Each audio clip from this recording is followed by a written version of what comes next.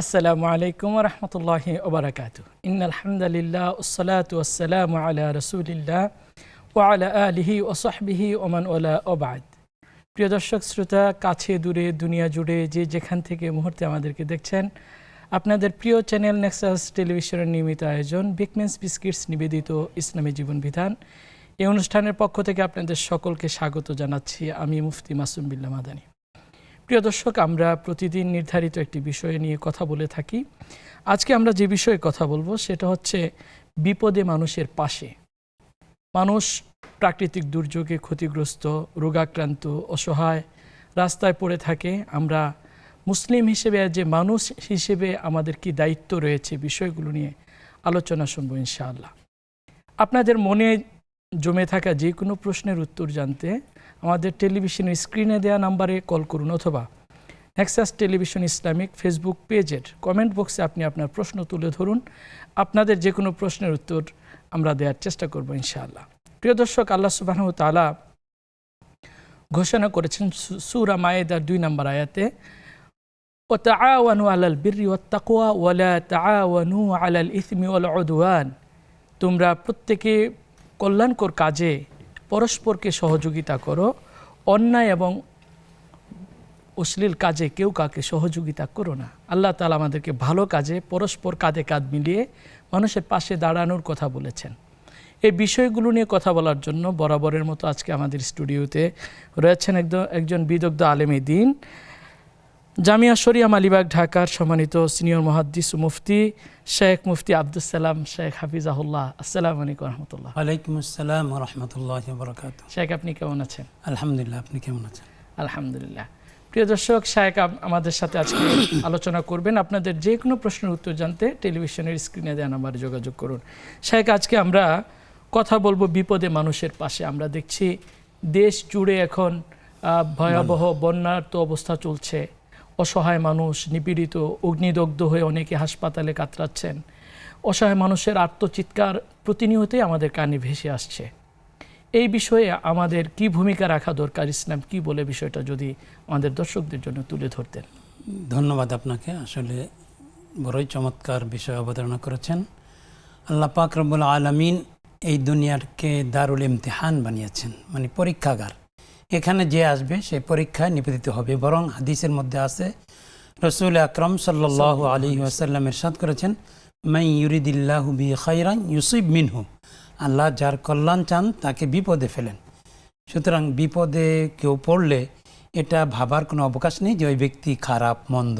বরং আল্লাহ তাআলার নৈকট্যপ্রাপ্ত বান্দা যারা, বিশেষ করে আম্বিয়া কিরাম আলাইহিমুস সালাতু ওয়াস সালাম, তাদের সম্পর্কে আছে বুখারী শরীফে, আসাদুন নাসি বালাআন আল আম্বিয়া সুম্মাল আমসাল ফাল আমসাল, যে আল্লাহর কাছে সবচেয়ে বেশি পরীক্ষায় নিপীড়িত হন নবীগণ, এরপরে যারা তাদের পরের মর্যাদা, এরপরে যারা তাদের পরের মর্যাদা।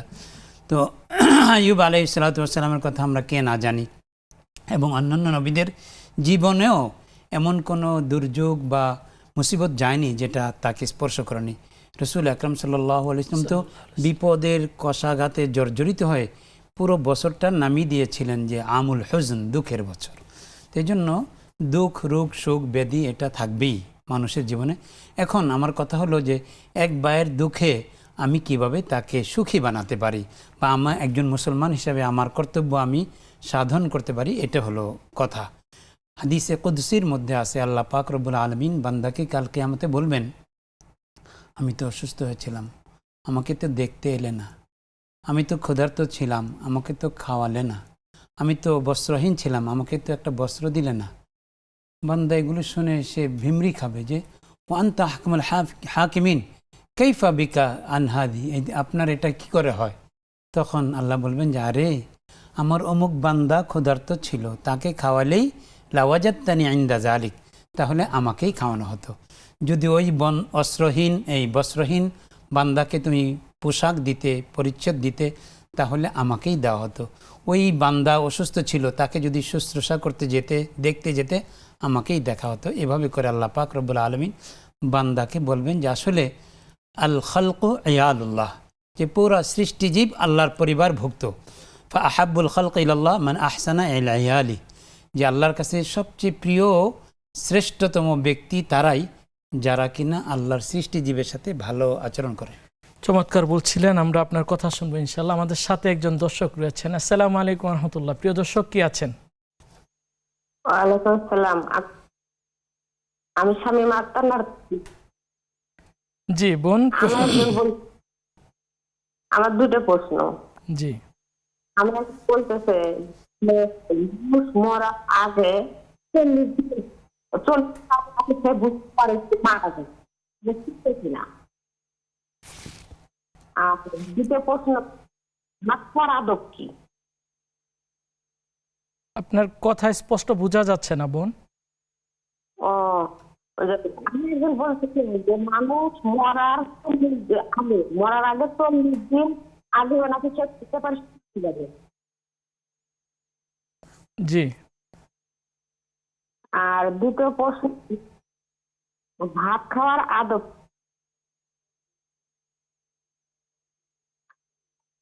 জি আসসালামু আলাইকুম। জি আমাদের সাথে আরেকজন দর্শক রয়েছেন। আসসালামু আলাইকুম। প্রিয় দর্শক, কি আছেন? আসসালামু আলাইকুম। হ্যালো। জি জি, আসসালামু আলাইকুম। ওয়ালাইকুম আসসালাম রহমতুল্লাহ।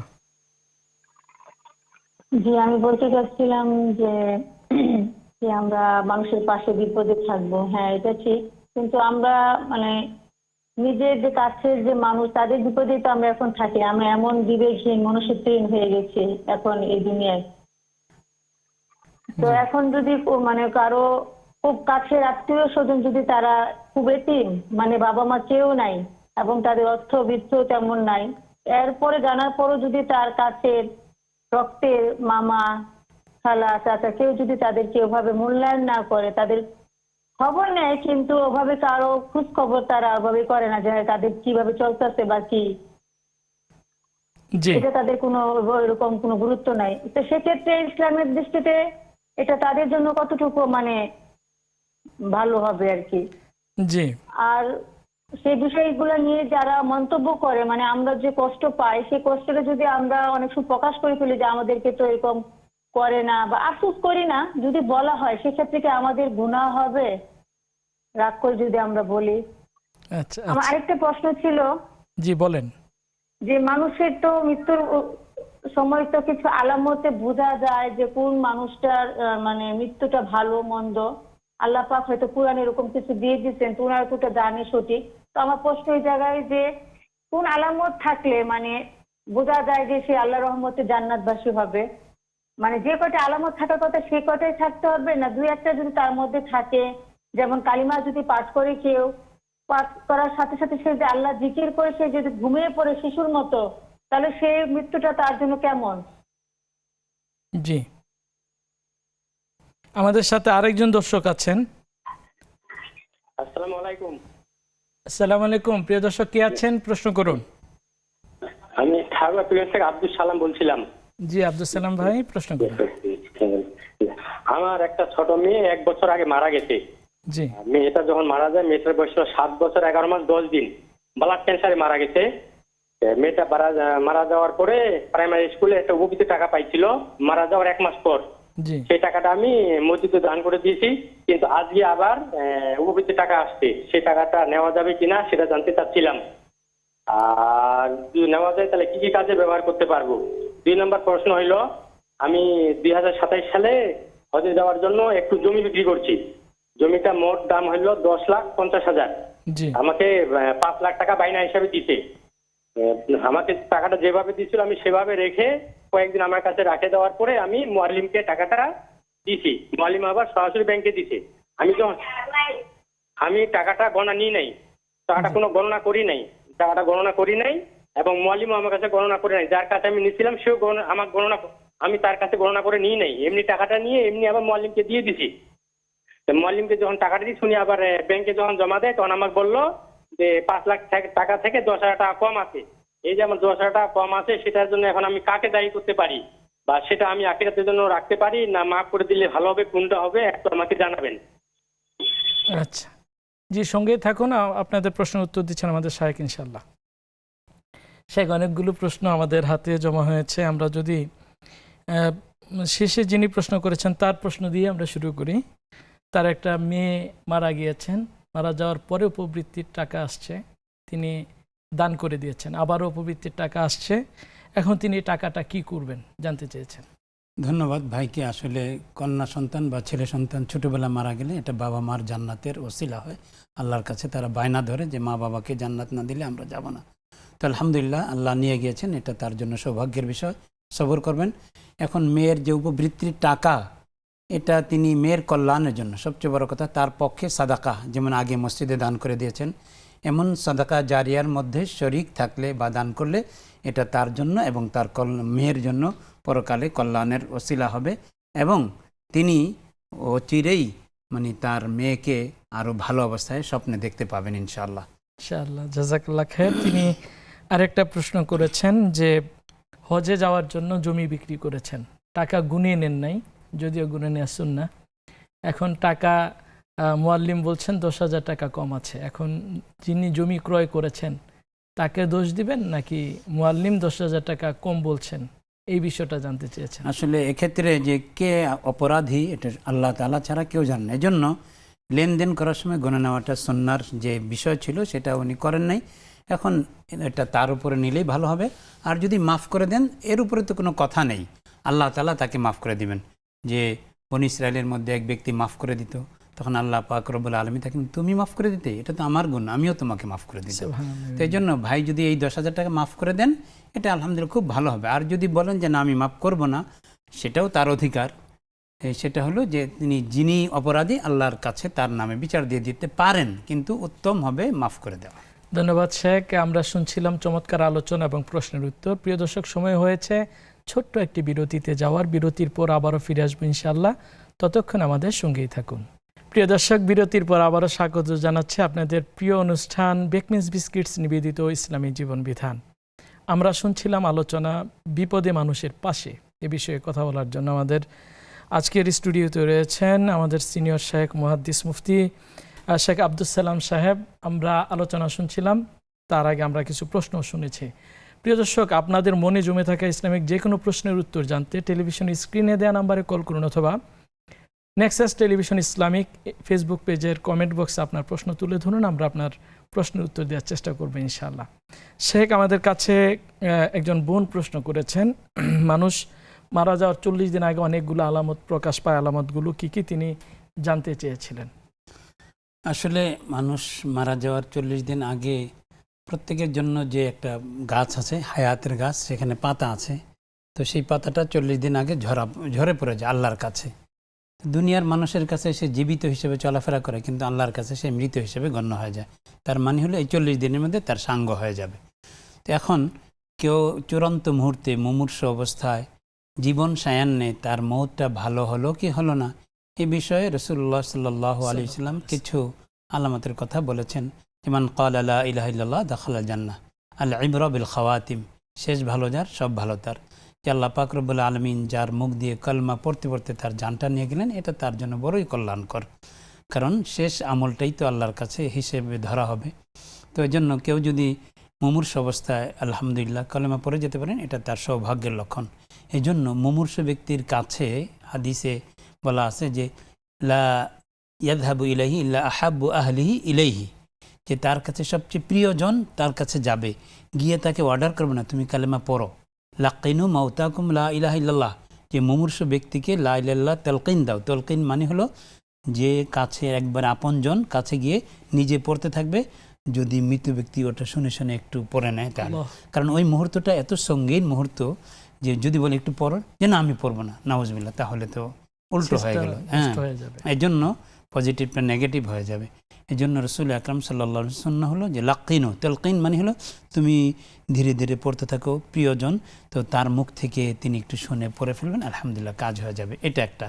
দ্বিতীয় কথা হলো যে হাসি খুশিতে যাওয়া, আল মুমিন ইয়ামুতু বিআরাকিল জাবিন, যে মুমিন যখন ইন্তেকাল করে খুশিতে তার কপালের মধ্যে ঘাম এসে যায়। এই যখন ফারাউহ ওয়া রায়হান খুশবু নিয়ে আসে এবং মখমলের সবুজ কাপড় নিয়ে আসে, সেগুলো দেখে তার প্রাণ তাড়াতাড়ি জান্নাতে যাওয়ার জন্য ব্যাকুল হয়ে ওঠে।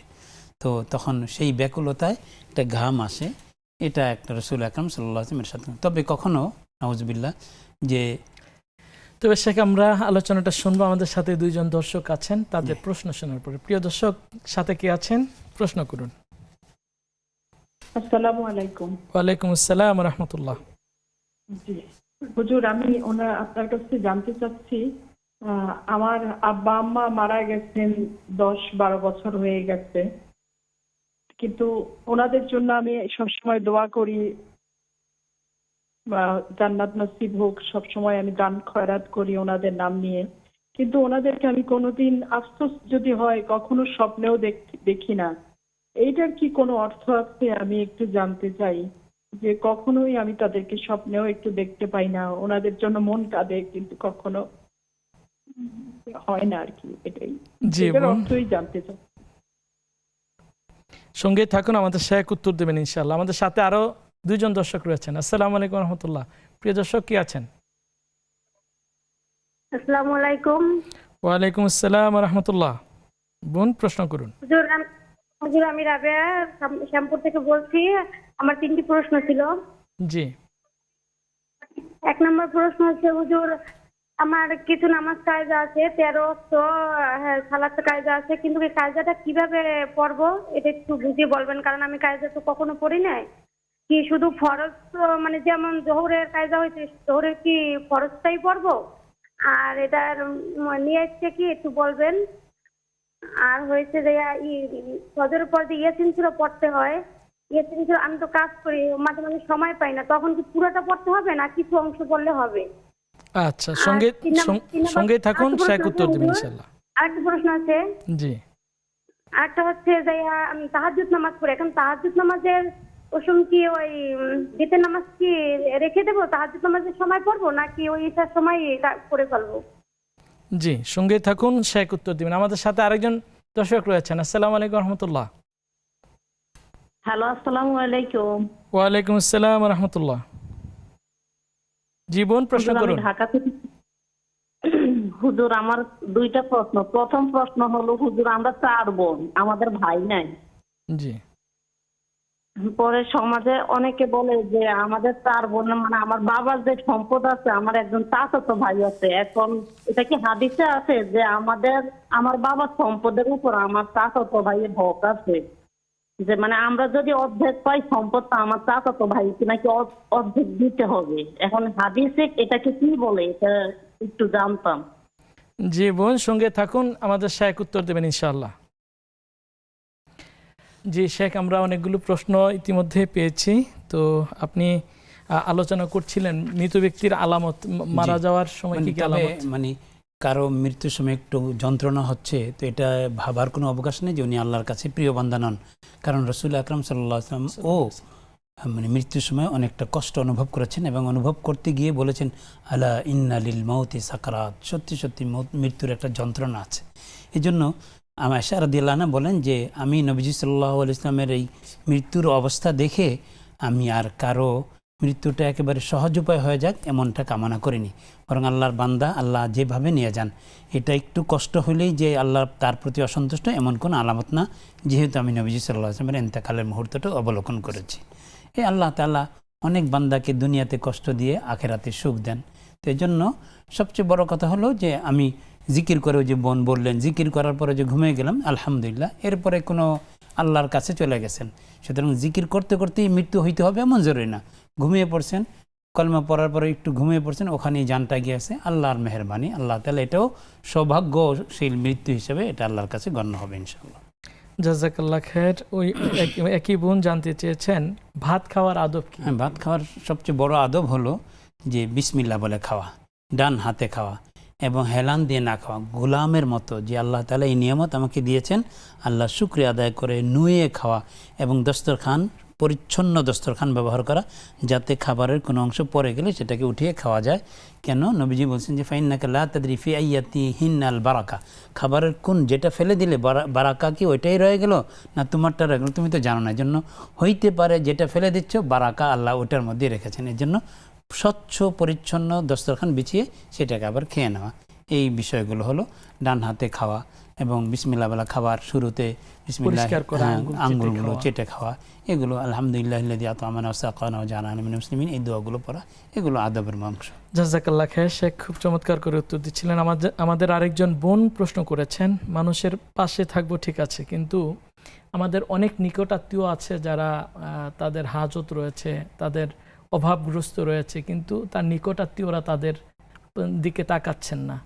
এখন কি নিকট আত্মীয়দের উচিত নয় যে তার কাছের যে লোকরা বিপদগ্রস্ত আছে তাদের পাশে দাঁড়ানো? আসলে দেখুন, ইট পাথরের বাড়িঘরে বসবাসের কারণে সুম্মা কাসাত কুলুবুকুম ফাহিয়া কাল হিজারা আও আশাদ্দু কাসওয়া, যে তোমাদের হৃদয়গুলো পাষাণ হয়ে গেছে, পাথরের চাইতে বেশি পাষাণ। ওয়া ইন্না মিনাল হিজারা লামা ইয়াতাফাজ্জারু মিনহুল আনহার, অথচ পাহাড় বিদীর্ণ হয়ে নহর প্রবাহিত হয়। তো আসলে আমরা দিন দিন যেন একেবারে যান্ত্রিক হয়ে গেছি। এই যে প্রশ্ন যিনি করেছেন যে আপন মামা আছে, ভাগ্নে, তার বাবা নেই, মা নেই, তো তাদের প্রতি আপনি দেখে কেমন, কখনো কালে ভদ্রে দেখা হয়, কেমন আছিস, কিন্তু একটা খোঁজখবর নেওয়া, একটা ভালো মন্দ তাদেরকে পাঠানো, এগুলো যে করা হয় না, এটা মুয়াসালাত অর্থাৎ সেলায় রাহমি না করার গুনাহ তারা ভোগ করবেন। হাদিসের মধ্যে নবীজি 5টা আমলকে আপনার জান্নাত লাভের ওসিলা বলছেন, আফসুস সালাম, সিলুল আরহাম, আতঈমুত তাআম, সল্লু আন্নাসু নিয়াম, যে সালামের প্রচার করো এবং ক্ষুধার্তকে খাবার দান করো, আত্মীয়তার সম্পর্ক রক্ষা করো, আর রাতে যখন সবাই ঘুমিয়ে থাকে তখন তুমি নামাজ আদায় করো, জান্নাতে হাসতে হাসতে চলে যাবে। তো আত্মীয়তার সম্পর্ক রক্ষা করা, যে আপন আত্মীয় স্বজন তাদের বাবা নেই, মা নেই, তাদেরকে একটু কিছু দেওয়া মানে কি আল্লাহর কাছে সবচেয়ে প্রিয় আমলগুলোর মধ্যে এটা একটা, যে আল্লাহ বান্দার এই যে একজন অভিভাবকহীন সন্তানের মুখে খাবার তুলে দেবে, আল্লাহ এর উসিলা তাকে জান্নাত দিয়ে দেবেন। তো এটা যদি তারা না করেন, এটা তারা গুনাহগার হবেন। কখনো দুঃখের চোটে যদি বলে ফেলেন যে তারা করছে না, বলতে পারেন, মজলুমের আর্তনাদ তো আল্লাহ কবুল করেন, তবে এটা আল্লাহর কাছে বলতে পারলে বেশি ভালো। ইন্নামা আশকু বাসি ওয়া হুজনি ইলাল্লাহ, দুঃখ মোচনকারী তো শুধু আল্লাহ। মানুষের কাছে বললে আফসোস হবে, আর মানুষ শুনে আরও নিজেদের মধ্যে আর একটু মনোমালিন্য বাড়বে। এই জন্য আল্লাহর কাছে আমি বিচার দিব, আল্লাহর কাছে বলবো, আল্লাহ দুঃখ মোচন করে দেবেন ইনশাআল্লাহ। কারণ সবার দিন সমান যায় না। আপনি যেখানেই দেখবেন যে এতিম, অসহায়, অনাথ, ওনাকে আল্লাহ তাআলা বড় সম্পদশালী করে দিয়েছেন। ওই যে ছোটোবেলায় আল্লাহ কষ্ট দিয়েছেন, সেই কষ্টের বিনিময়ে আল্লাহ তাআলা এই ধন দৌলত দিয়েছেন। এমন হয়ে যায়, আপনি যত হিস্ট্রি দেখবেন বড় লোকদের এইরকম কাহিনী, যে মা বাবার ছিলেন না, আল্লাহ তাআলা এই কেমনে কেমনে তাকে এই সম্পদ দিয়েছেন, এটা একটা আল্লাহর নিয়ামা। এই জন্য আল্লাহর কাছে অভিযোগ দায়ের করলে, বললে আল্লাহ তাআলা এই দুঃখ মোচন করে সুদিন ফিরিয়ে আনবেন ইনশাআল্লাহ। জাযাকাল্লাহ খায়ের। খুব চমৎকার করে উত্তর দিচ্ছিলেন। প্রিয় দর্শক, সময় হয়েছে ছোট্ট একটি বিরতিতে যাওয়ার। বিরতির পর আবারও ফিরে আসবো ইনশাআল্লাহ, ততক্ষণ আমাদের সঙ্গেই থাকুন। প্রিয় দর্শক, বিরতির পর আবারও স্বাগত জানাচ্ছি আপনাদের প্রিয় অনুষ্ঠান বেকমেন্স বিস্কিটস নিবেদিত ইসলামী জীবন বিধান। আজকে আমরা আপনাদের সামনে আলোচনা করছি বিপদে মানুষের পাশে। আর আপনারা আপনাদের মনে জমে থাকা যে কোনো প্রশ্নের উত্তর জানতে টেলিভিশনের স্ক্রিনে দেওয়া নাম্বারে কল করুন, অথবা নেক্সাস টেলিভিশন ইসলামিক ফেসবুক পেজের কমেন্ট বক্সে আপনাদের প্রশ্ন তুলে ধরুন। আমাদের শেখ আপনাদের প্রশ্নের উত্তর দেবেন ইনশাআল্লাহ। শেখ, আমরা ফেসবুক পেজের কমেন্ট বক্স থেকে একটি প্রশ্ন পেয়েছি। মুশিউর নাবিল ভাই নামে একজন প্রশ্ন করেছেন, মাহফিলে টাকা দান করা যায় যাচ্ছে কিনা, এই বিষয়টা তিনি জানতে চেয়েছেন। মাহফিলে টাকা দেওয়ার কয়েকটা অর্থ হতে পারে। যে মাহফিল মাদ্রাসা কেন্দ্রিক হয়েছে, তো মাদ্রাসার উন্নয়নের জন্য বা লিল্লাহ ফান্ডের জন্য, তাহলে আপনি দিবেন। অথবা যদি এমন হয় যে বক্তা আনা হয়েছে তাকে কিছু কস্টিং খরচ দিতে হয়, তাহলে যেই নিয়তে আপনি দেন, এটা যদি আপনি একেবারে আপনার উপর চাপিয়ে দেওয়া না হয়, তাহলে তো ওইটা বৈধ হবে। আর যদি যে আপনাকে কম্পালসারি দিতেই হবে বক্তাকে টাকা, তাহলে ওইটাও ওই বক্তার জন্য নেওয়া জায়েজ হবে না। লা ইয়াহিল্লু মরিইম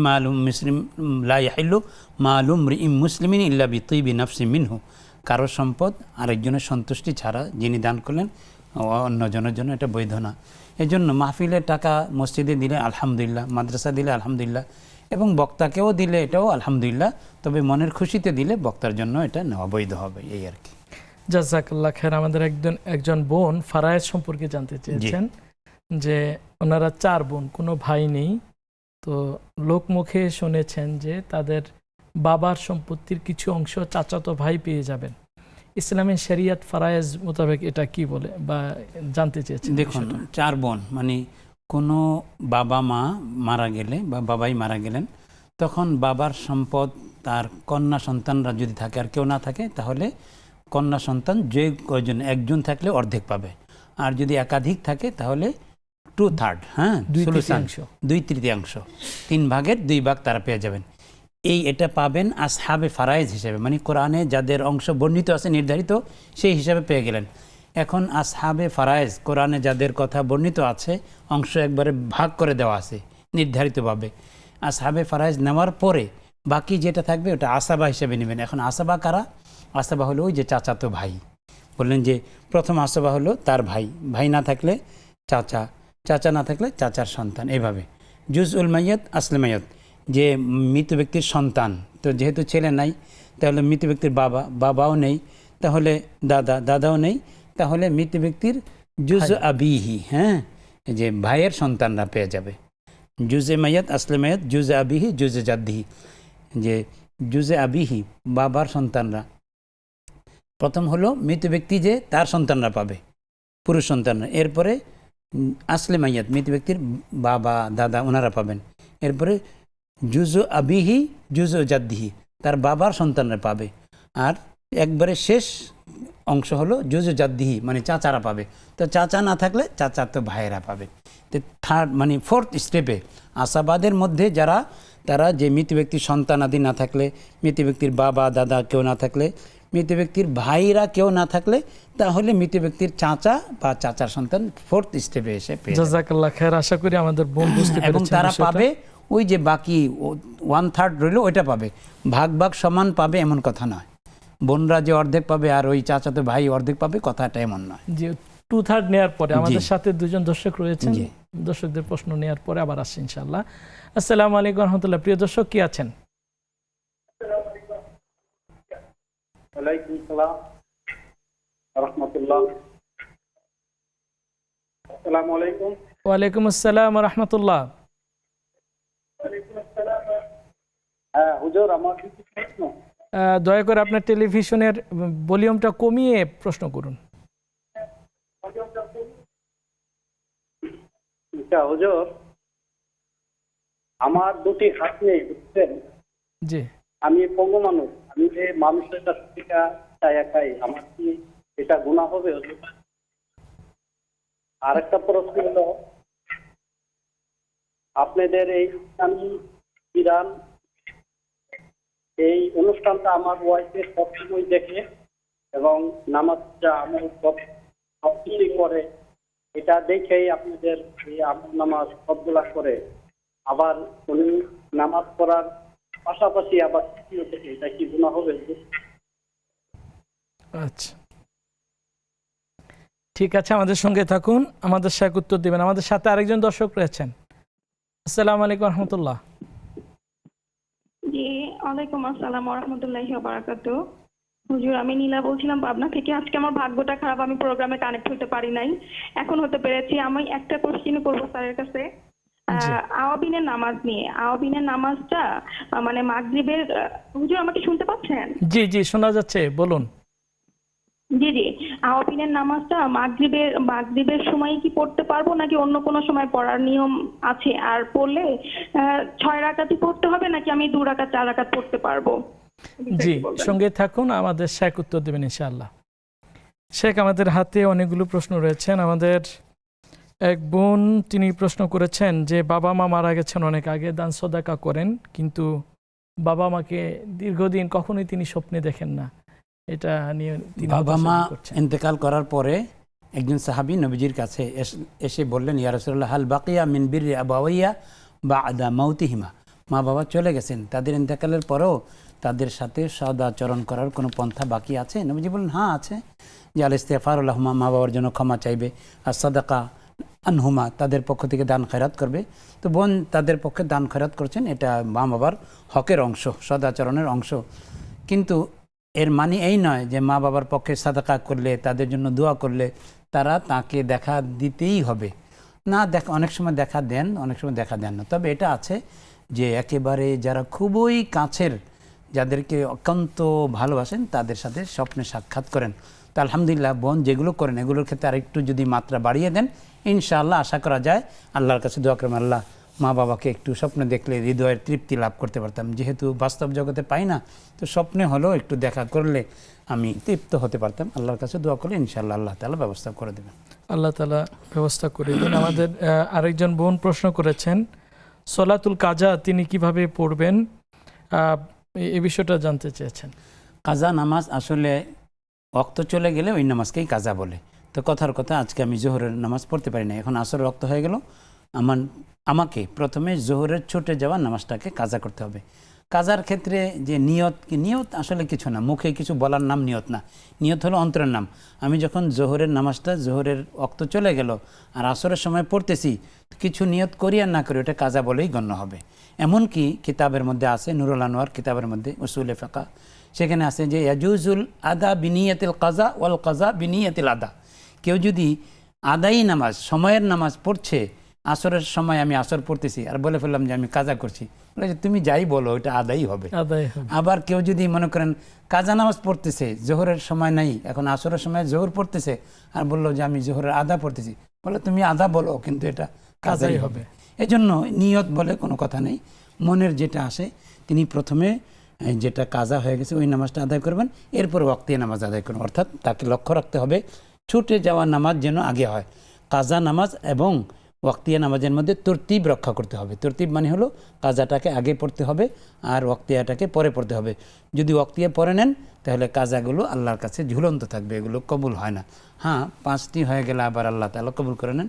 এজন্য যদি কাজা নামাজ 5টার কম হয় তখন কাজা নামাজ আগে পড়তে হবে, ওয়াক্তিয়া নামাজ পরে পড়তে হবে, তরতিব করতে হবে। একটা জিনিস বোন জানতে চেয়েছিলেন যে সুন্নাহ নামাজগুলো কাজা করবেন নাকি শুধু ফরজের কাজা? আসলে সুন্নাত তো কাজা হয় না, কাজা তো হয় ফরজেরই, এজন্য ফরজই কাজা করবেন। জাযাকাল্লাহ খায়ের।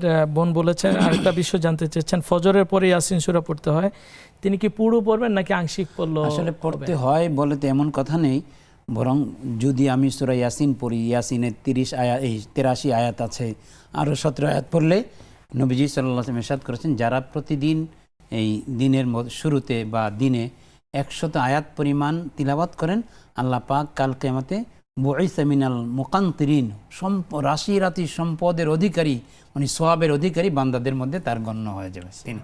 তো এই জন্য সবাই চেষ্টা করে যে 100 আয়াত যেন পড়তে পারি। হ্যাঁ, কাজের ঝামেলা যদি পড়তে না পারেন পরে পড়েন, তবু ফজরের পরেই মানে আপনি পুরাটা পড়তে হবে তা না। আর সূরা ইয়াসিন পড়তে কতক্ষণই বা লাগে, ওইটা শেষ করে একটু ওজিফা বানিয়ে নেন, এরপর আপনি কাজ শুরু করেন। ভোরবেলা সবাই পড়িবে কোরআন, খোদার দয়ায় সুখে রবে দিনমান। হ্যাঁ, জাযাকাল্লাহ খায়ের। আমাদের সাথে একজন দর্শক আছেন। আসসালামু আলাইকুম ওয়া রাহমাতুল্লাহ। প্রিয় দর্শক, কি আছেন? ওয়ালাইকুম আসসালাম। আসসালামু আলাইকুম। ওয়ালাইকুম আসসালাম ওয়া রাহমাতুল্লাহ। জি বোন, প্রশ্ন করুন। আমার একটা প্রশ্ন, যে আমি সূরা মুলক মুখস্থ আছে, যে কোনো কারণে সবার সময় দেখে পড়তে পারলাম না, ওই মুখস্থ বিষয়টা পড়ে ঘুমাইলাম, এটা সঠিক হবে না দেখে পড়ার পরে সঠিক হবে?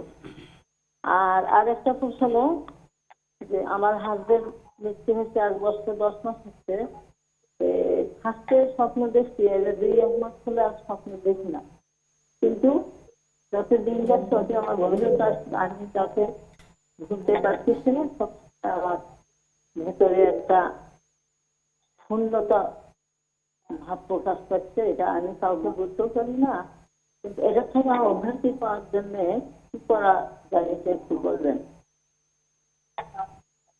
জি, আমাদের সাথে আরেকজন দর্শক রয়েছেন। আসসালামু আলাইকুম ওয়া রাহমাতুল্লাহ। আমাদের সংযোগটি বিচ্ছিন্ন হয়ে গেছে। শেখ, আমরা অনেকগুলো প্রশ্ন আমাদের হাতে জমা হয়েছে, আমরা এক এক করে প্রশ্ন উত্তরগুলো শুনবো ইনশাআল্লাহ। আমাদের এক বোন প্রশ্ন করেছিলেন, তিনি ভিতরের সালাত পড়ে কি তাহাজ্জুদের সাথে পড়বেন নাকি তাহাজ্জুদের পরে পড়বেন? দেখুন, আমাদের এই বিতির পড়ার ক্ষেত্রে আমাদের বিভিন্ন রকমের অভ্যাস আছে। কারো আছে যে হঠাৎ 2-1 দিন পড়তে পারলাম, জাগতে পারলাম, আবার কেউ আছে নিয়মিত এই তাহাজ্জুদের সময় জেগে যান। তো যাদের শেষ রাতে জাগার একেবারে সম্পূর্ণ নিশ্চয়তা আছে, তারা বিতিরটা তাহাজ্জুদের নামাজ পড়ার পরে এরপরে বিতিরের সালাত আদায় করবেন। আর যাদের ক্ষেত্রে আমাদের মতো যে কখনো উঠতে পারি কখনো উঠতে পারি না, এই জাতীয় যারা আছে, তারা বিতিরটাকে আগে পড়বেন। হযরত আবু হুরায়রা রাদিয়াল্লাহু তাআলা আনহুকে নবীজি সাল্লাল্লাহু আলাইহি ওয়াসাল্লাম বলছেন যে 3টা কাজ তুমি করবেই। সেটা হলো যে যেহেতু তুমি ছাত্র মানুষ, অনেক পড়াশোনা করে একটু দেরিতে ঘুমাতে হয়, তুমি শেষ রাতে উঠতে পারবে না, তুমি বিতিরটা আন উসল্লিয়াল বিতরা কবলা আন আনামা, ঘুমানোর আগেই যেন আমি বিতির পড়ে যাই। কেন? বিতিরের এই গুরুত্বপূর্ণ নামাজ যেন ঘুমানোর কারণে শেষ ছুটে না যায়। তাই এই জন্য যাদের ছুটে না যাওয়ার সম্ভাবনা থাকবে তারা তো শেষ রাতেই পড়বেন। কারণ হলো মানে শেষ রাতে বলতে তাহাজ্জুদের সালাতের পরে। নবীজি সাল্লাল্লাহু আলাইহি ওয়াসাল্লাম ইরশাদ করেছেন, ইজআলু আখিরা সালাতিকুম বিল্লাইলি বিতরান, তোমরা নামাজ রাতের শেষ নামাজ বিতির নামাজ বানাও। অর্থাৎ তাহাজ্জুদ পরে পরে নবীজি সাল্লাল্লাহু আলাইহি ওয়াসাল্লাম যখন চিন্তা করতেন ফজরের বেশি সময় বাকি নেই, তো 2 রাকাত তাহাজ্জুদ পড়তে থাকতেন, এরপরে শেষে গিয়ে 2 রাকাতের সাথে আরও 1 রাকাত যোগ করে বিতির পড়ে ফেলতেন। ফাইদা খাফা সুবহা আও তারা বিওয়াহিদাতিন, যে নবীজি সাল্লাল্লাহু আলাইহি ওয়াসাল্লাম 2 রাকাত করে পড়ছিলেন। এখন যখন সকাল ফজরের ওয়াক্ত হয়ে যাওয়ার আশঙ্কা করছেন, তখন 2 রাকাতের সাথে আর 1 রাকাত অ্যাড করে বিতির বানিয়ে নিতেন। তো এটার দ্বারাও বোঝা যাচ্ছে যে আল্লাহ তাআলা বিতিরকে পছন্দ করেন, জন্য শেষ নামাজটা বিতির করতে পারলে ভালো। কিন্তু যদি এমন প্রবল ঘুমের মধ্যে পড়ে যায়, জাগার সম্ভাবনা নেই, তার আগেই পড়ে নেবেন। জাযাকাল্লাহ খায়ের। আমরা চমৎকার উত্তর শুনছিলাম। প্রিয় দর্শক, সময় হয়েছে আবারও ছোট্ট একটি বিরতিতে যাওয়ার। বিরতির পর আবারও ফিরে আসি ইনশাআল্লাহ, ততক্ষণ আমাদের সঙ্গেই থাকুন। প্রিয় দর্শক, বিরতির পর আবারও স্বাগত জানাচ্ছি আপনাদের প্রিয় অনুষ্ঠান বেকনেস বিস্কিটস নিবেদিত ইসলামী জীবন বিধান অনুষ্ঠানের। আমরা আপনাদের যে কোনো প্রশ্নের উত্তর দেওয়ার জন্য প্রস্তুত রয়েছে। আপনারা আমাদের কাছ থেকে আপনাদের প্রশ্ন উত্তর জানতে টেলিভিশন স্ক্রিনে দেওয়া নাম্বারে কল করুন, অথবা নেক্সাস টেলিভিশন ইসলামিক ফেসবুক পেজের কমেন্ট বক্সে আপনাদের প্রশ্ন তুলে ধরুন। আপনাদের প্রশ্ন উত্তর দেওয়ার জন্য আমাদের স্টুডিওতে আজকে রয়েছেন বিশিষ্ট আলেমে দ্বীন মুফতি মাওলানা শেখ আব্দুস সালাম সাহেব। তিনি আপনাদের প্রশ্ন উত্তর দেবেন ইনশাআল্লাহ।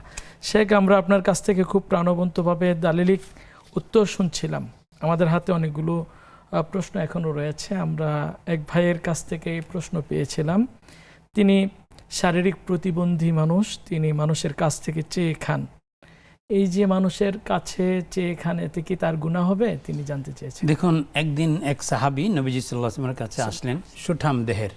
নবীজি বললেন, কেন তুমি চেয়ে খাচ্ছ কেন? ভিক্ষা করবে কেন? তোমার ঘরে কিছু নেই? কিচ্ছু নেই, একটা ছেঁড়া কম্বল আছে। নবীজি সাল্লাল্লাহু আলাইহি ওয়াসাল্লাম একটা পেয়ালা আছে, নবীজি নিয়ে আসো। নবীজি সাল্লাল্লাহু আলাইহি ওয়াসাল্লাম এর কাছে নিয়ে আসলেন। নবীজি বললেন, এই এটাকে বেশি দাম দিয়ে কে কিনবে? এক সাহাবী বললেন যে আমি কিনবো 1 দিরহাম দিয়ে। নবীজি বললেন, না, বেশি দাম দিয়ে কে কিনবে?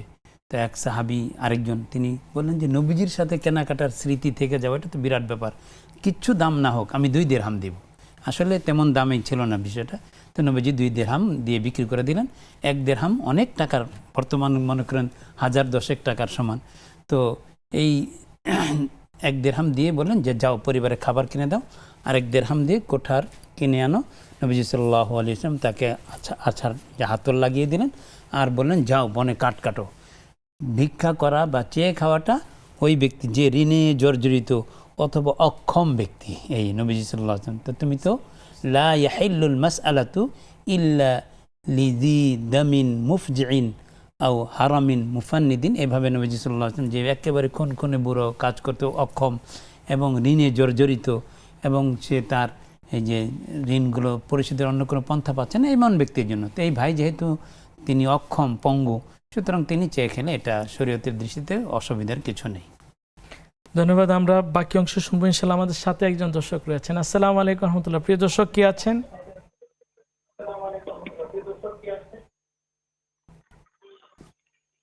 জি ভাই। ওয়ালাইকুম আসসালাম রহমতুল্লাহ। যে কিছুক্ষণ আগে একজন প্রশ্ন করেছিল যে উনি স্বপ্নে দেখেন না, কিন্তু আমার ক্ষেত্রে উল্টো।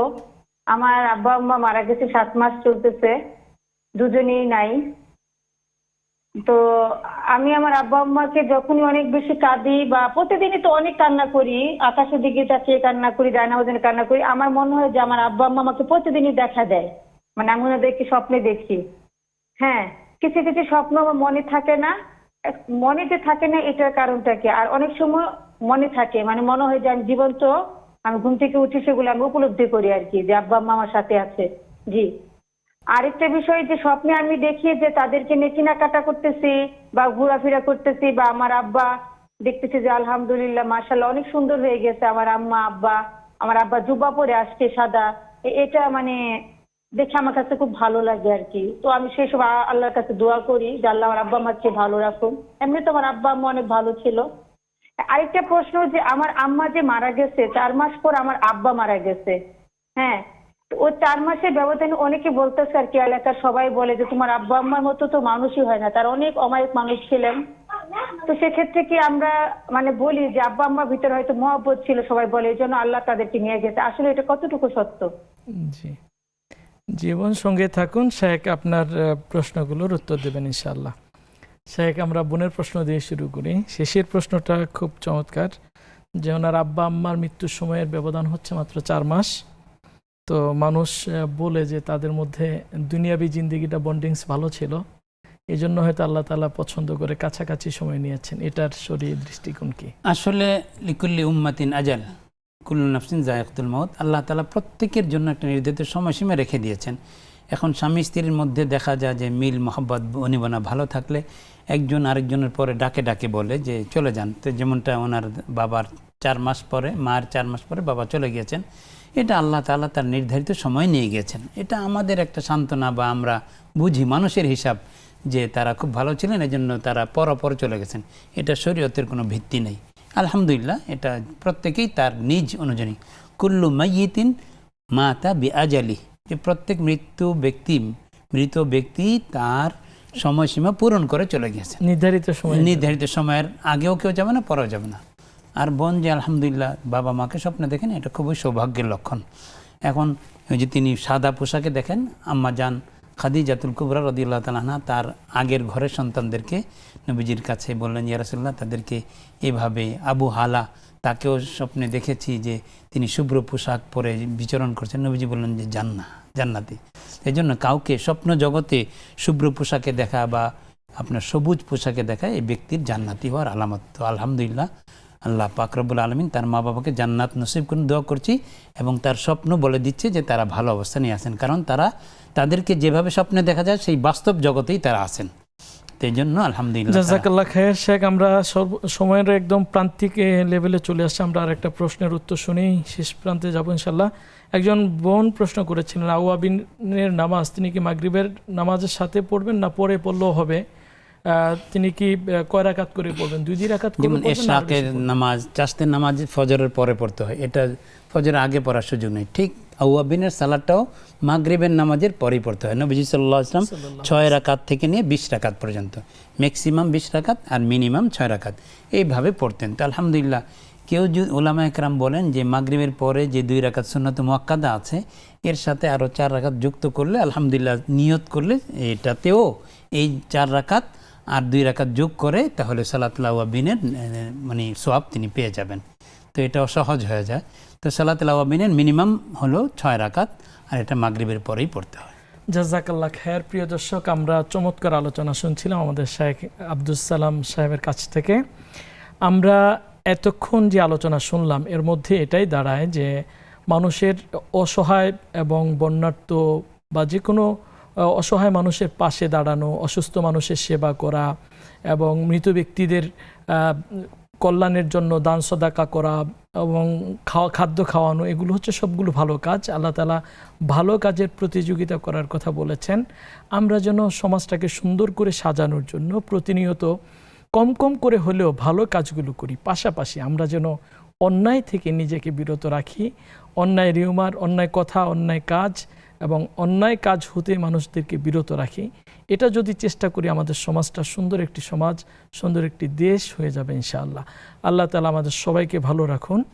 আজকের মতো শেষ করছি, তবে আগামী দিন একই সময়ে ভিন্ন কোনো বিষয় এবং ভিন্ন কোনো মেহমানকে নিয়ে আবারও আসবো। ততক্ষণ সবাইকে আল্লাহ তাআলা ভালো রাখুন, সুস্থ রাখুন, এই প্রত্যাশা শেষ করছি। আসসালামু আলাইকুম ওয়া রাহমাতুল্লাহি ওয়া বারাকাতুহু।